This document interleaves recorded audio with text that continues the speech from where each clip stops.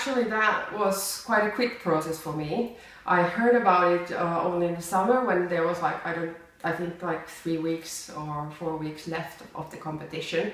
So I decided really hastily. I thought about it and I was thinking like, okay, maybe do I have the time to do the whole thing, because I wanted to do the jewelry itself, not just plan it.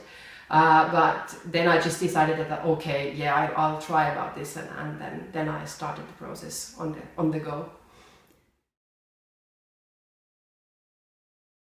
Well, I went through the materials which were provided on the competition site, and then I started to just go through that and try to find more information, basically mainly on the websites, about the different sites which were in the competition.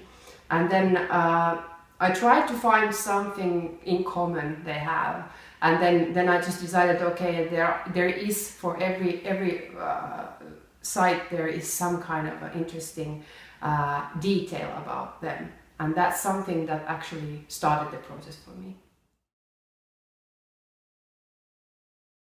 Some of them, yeah, because I like to walk in the nature, and so it was an interesting process because I had some knowledge from a part of those, but on others I didn't have any, so I had to just rely on the information I found. I started to think about first with the bronze part of the jewelry about how to combine Estonia and Finland. And then I thought about this like two parts entwining with each other, and started the process from there. And then I started to just think about, okay, I would like to have some glass parts on the jewelry where there would be some tiny detail about each of those sites.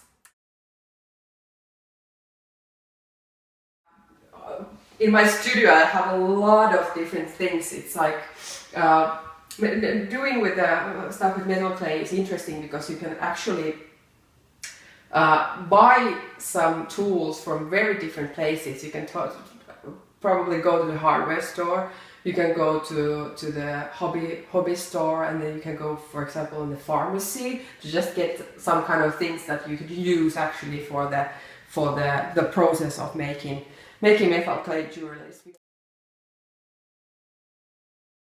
The metal clay is basically powder, metal powder, really fine metal powder, and then water, and then some substances that make it more sticky in a way.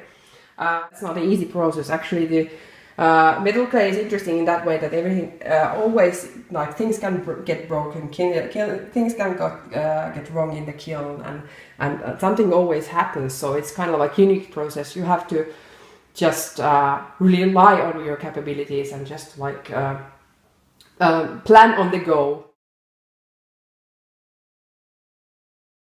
But every one of these small glass pendants has one story or one detail behind them. For example, this the pink one, there is like this tiny rose that represents there's this Christina, which has been called the Rose of Raasepori.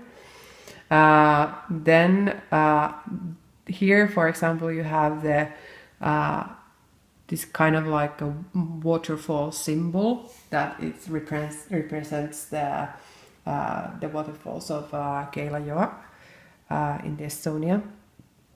And then here in the gray one, you have a wing of a bat, because there are lots of bats in Vallisaari Island near Helsinki.